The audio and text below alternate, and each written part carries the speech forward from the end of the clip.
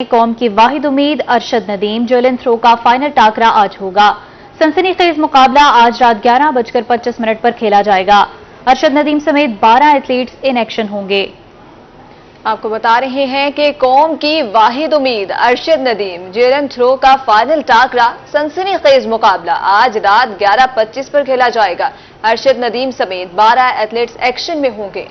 वसाइल ना होते हुए भी पाकिस्तान का नाम रोशन किया। अरशद नदीम की वालिदा ने कहा, अरशद नदीम ही फाइनल जीतेगा, मेरे बेटे के साथ कौम की दुआएं हैं। मियां चन्नू से आपको बता रहे हैं, वसाइल ना होते हुए भी पाकिस्तान का नाम रोशन किया। वालिदा का ऐसा कहना है, अरशद नदीम ही फाइनल जीतेगा, मेरे बेटे के साथ कौम की दुआएं हैं। कौम की वाहिद उम्मीद अरशद नदीम जेवलिन थ्रो का फाइनल टाकरा आज होगा। सनसनीखेज मुकाबला आज रात 11:25 पर खेला जाएगा। अरशद नदीम समेत 12 एथलीट्स इन एक्शन होंगे। जेवलिन थ्रो का फाइनल टाकरा आज होगा। अरशद नदीम समेत 12 एथलीट्स इन एक्शन होंगे। वालिदा ने कहा, वसाइल ना होते हुए भी पाकिस्तान का नाम रोशन किया। अरशद नदीम ही फाइनल जीतेगा, मेरे बेटे के साथ कौम की दुआएं हैं।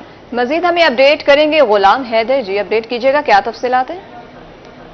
तो मैं इस वक्त मियां चन्नू की पहचान फख्र पाकिस्तान अरशद नदीम की वालदा के साथ मौजूद। आइए इनकी वालदा से बात करते हैं। अम्मा जी, आप हमें यह बताइएगा कि आपका बेटा चंद घंटों बाद फाइनल राउंड खेलने वाला है, तो इस हवाले से आप क्या कहना चाहेंगे? मैं अल्लाह ताला के आगे शुक्रगुजार हूँ और पूरे पाकिस्तान की भी शुक्रगुजार हूँ। और मेरे बेटे से अभी मेरी बात हुई है, अभी भी कॉल चल रही है मेरे बेटे की। वो कह रहा था ये भी माँ दुआएं करें, मेरा टाइम होना बहुत नाजुक वा, टाइम बहुत थोड़ा वा और मैनू तेरी दुआएं की जरूरत है। माँ की दुआएं तो बहुत बेटिया के साथ होंगी आ और पाकिस्तान भी दुआएं करे मेरे बेटे के लिए और मेरा बेटा मेडल जीतेगा और पाकिस्तान का नाम रोशन करेगा। जब हमारी अरशद नदीम की वालदा से बात, उसका कहना है कि मेरी अभी बेटे के साथ बात हुई, उसका कहना है कि वालदा उससे मेरी दुआ की अपील है और वालदा का कहना कि मेरी कौम से भी दुआ है कि मेरे बेटे के हक में दुआ कर अज़म हूँ, पुर उम्मीद हूँ कि मेरा बेटा इंशाअल्लाह मैं फाइनल जीतेगा, पाकिस्तान के लिए मेडल लाएगा और पाकिस्तान का नाम रोशन करेगा।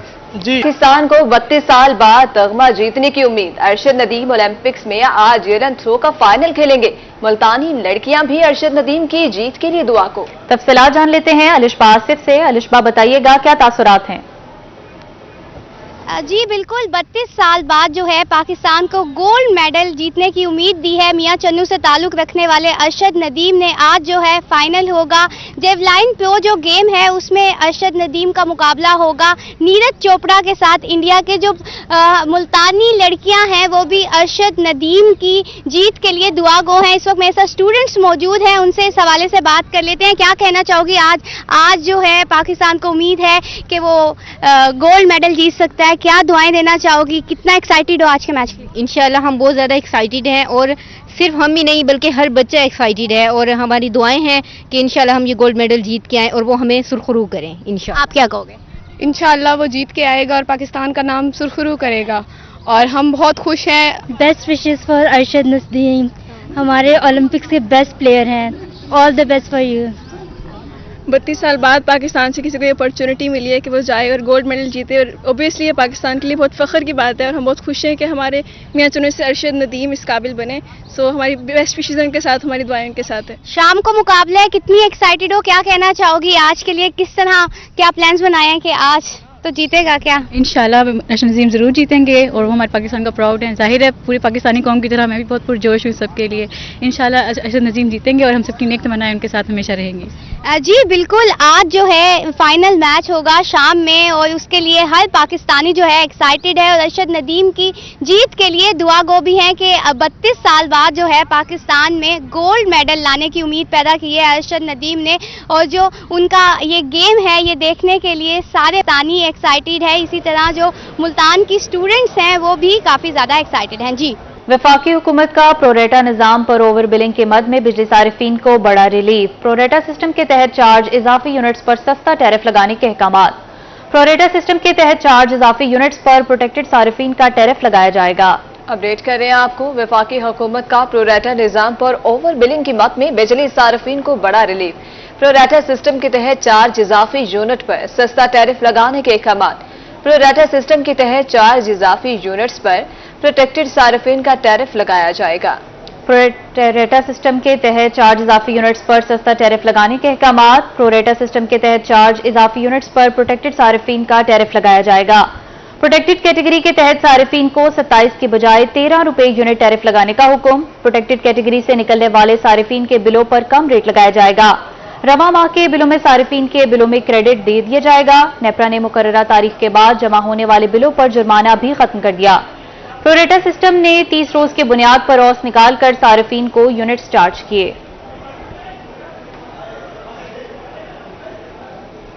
बिजली की बंदिश बाइस रहमत बन गई। तोनसा शरीफ में खुदकुशी की कोशिश करने वाले बिजली की वजह से बच गया। घरेलू हालात से तंग नौजवान 11 केवी के खंभे पर चढ़ गया और नौजवान तारों में करंट ना पाकर वापस उतरकर भाग गया। आपको अपडेट कर रहे हैं, बिजली की बंदिश के बाइस रहमत बन गई। तोनसा शरीफ में खुदकुशी की कोशिश करने वाला बिजली की वजह से बच गया।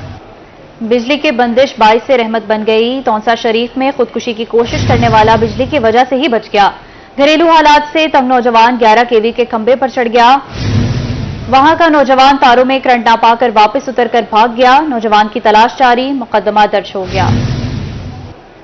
आपको अपडेट कर रहे हैं, बिजली की बंदिश बाइस से रहमत बन गई। तोनसा शरीफ में खुदकुशी की कोशिश करने वाला बिजली की वजह से बच गया। घरेलू हालात से तंग नौजवान 11 केवी के खंभे पर चढ़ गया। वहां का नौजवानों की तार में करंट ना पाकर वापस उतरकर भाग गया। आपको अपडेट कर रहे हैं कि नौजवान तारों में करंट आपको अपडेट कर रहे हैं, बिजली की बंदिश बाइस से रहमत बन गई। तोनसा शरीफ में खुदकुशी की कोशिश करने वाला बिजली की वजह से बच गया। घरेलू हालात से तंग नौजवान 11 केवी के खंभे पर चढ़ गया। नौजवान तारों में करंट ना पाकर वापस उतरकर भाग गया। बिजली की बंदिश बाइस से रहमत बन गई। आपको बताएं, तोनसा शरीफ में खुदकुशी की कोशिश करने वाला बिजली की वजह से बच गया। घरेलू हालात से तंग नौजवान ने 11 केवी के खंभे पर चढ़ गया। वाहवा का नौजवान तारों में करंट ना पाकर वापस उतरकर भाग गया। नौजवान की तलाश जारी है, मुकदमा दर्ज होगा। शहरियों के मुताबिक शहरी का जहनी तवाजुन भी दुरुस्त नहीं। दरियाए सिंध में सैलाबी सूरत हाल। लिया के मुतअद्दिद इलाके सैलाब की नजर। खोखरवाला के दर्जनों मकीन बेघर हो गए। मेहनत कश का घर भी सैलाबी रेला बहा कर ले गया। इसी बारे में मजीद बात करेंगे जाहिद सरफराज से। जी जाहिद। बिल्कुल जी, लिया के नशेबी इलाके में दरमियाने दर्जे के सैलाब की वजह से लोगों को शदीद मुश्किलात का सामना है। जहां पर फसलात का नुकसान होता है, वहीं पर लोगों के घर जो है वो भी गिर रहे हैं, जिससे से लोग शदीद परेशानी का शिकार और बेआसरा हो चुके हैं। मैं मौजूद हूँ मोहम्मद कासिम के साथ। मोहम्मद कासिम अपने घर का जो बच्चा खुद सामान था, उसे दरियाई पानी से लेकर खुश्की की तरफ लेके आ रहा है। इस सामान की बात की, सामान के अंदर आप देख सकते हैं कि जो बच्चा खुदा सामान है उसमें मुख्तलिफ सामान शामिल है, जिसको कासिम हुसैन अपने दरियाई इलाकों से निकाल कर अपने खुशकी मुकाम पर ले आया, ताकि उसका कुछ ना कुछ सामान बाज जब सैलाब खत्म हो अपना घर दोबारा बना सके। कासिम हुसैन उनसे बात करते हैं, भाईजान कितना नुकसान थी सैलाब है पिया कि नुकसान कितना फसल नाल तो काफी नुकसान है पिया। फसल ये घर ही उन दिनों 10-20 लाख थी मैंने चक बैठा के दें अपने हन कर चोखा फसल नुकसान थी मैंने 8 किलो 8 किलो किसे बड़ी है तिले ये जब सादर करिए थे पानी है सारा ये जो पानी है घर दे कमरे चोखा ठाए कर चले। कमरा एक पक्का है, कच्चा ढाई के पक्का खड़े थे। बाहर और किसान बाम से बैठे कोई हुकूमती इमदाद के अंदर कोई आए? कोई नहीं आई, कहीं पूछे को नहीं, कोई नहीं पूछा। भैया तुसा दसो कितनी परेशानी थी कि सैलाब के बारे में? बहुत बड़े परेशानी होती थे।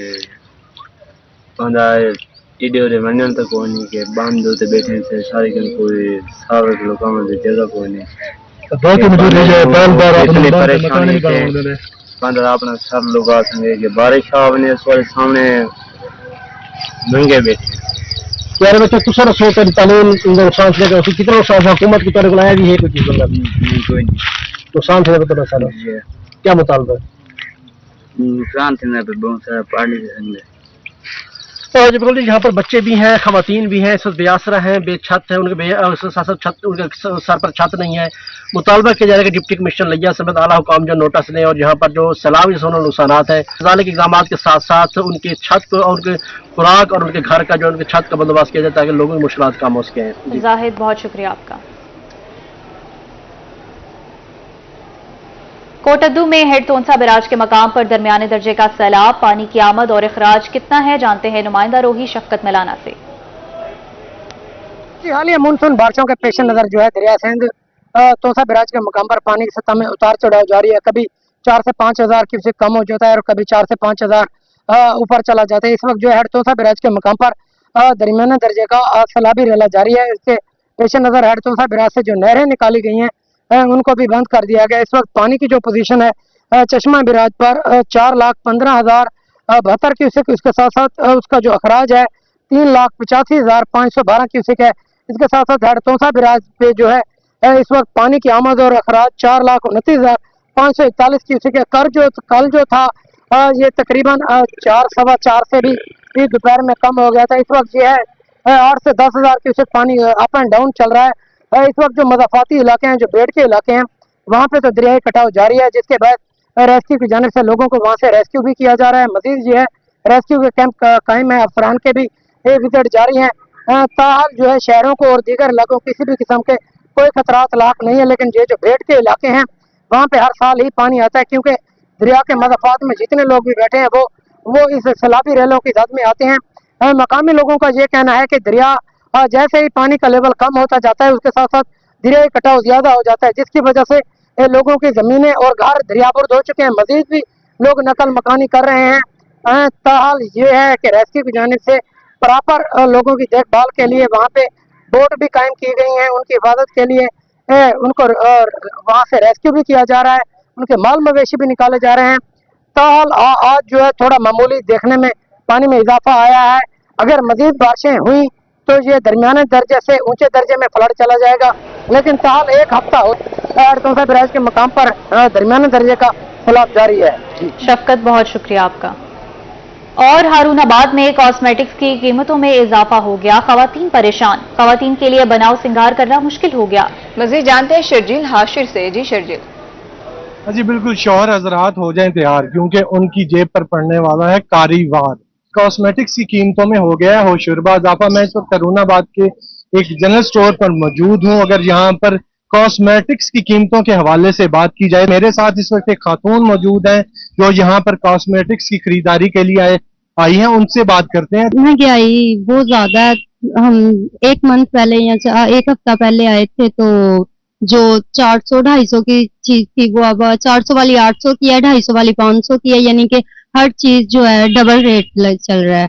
तो हम यही कहना चाहेंगे कि मेहरबानी गवर्नमेंट से अपील है कि आप तामन करें। जहाँ पर ये खवातीन कस्टमर परेशान दिखाई दे रही हैं, वहीं पर जो दुकानदार हैं वो भी सेल ना होने से काफी मुतासिर दिखाई दे रहे हैं। तो यहाँ पर एक दुकानदार मौजूद है, उनसे बात करते हैं। सेलें नहीं हो रही, कस्टमर बाहर निकलेगा तो फिर ये गंदम देखी है, गंदम भी बिकी नहीं। जो पिंडों वाले हैं वो बेचारे आते हैं शहरों में, उनके पास पैसे नहीं है, वो शहरों में आएंगे तो खरीदो फरोख्त करेंगे ना। हम इतने परेशान है, डिस्टर्ब हुए पड़े, ना दुकान का किराया दिया जा रहा है, ना कस्टमर है। कितना इजाफा हुआ है कॉस्मेटिक्स की कीमत? डबल हुआ पड़ा है। पहले शैम्पू था 230 रुपए का, अब 580 रुपए रेट है।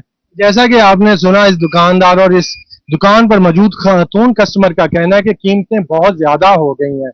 तो इन्होंने हुकूमत वक्त से मुतालबा किया है कि कॉस्मेटिक्स की कीमतों में जो इजाफा हुआ है वो वापस लिया जाए, ताकि जो खवातीन है, क्योंकि ये बनाव सिंगार के बगैर नहीं रह सकती, तो ये जो अपने बनाव सिंगार के लिए ये कॉस्मेटिक्स का इस्तेमाल कर सकें। जी शर्जील हाशिर, बहुत शुक्रिया।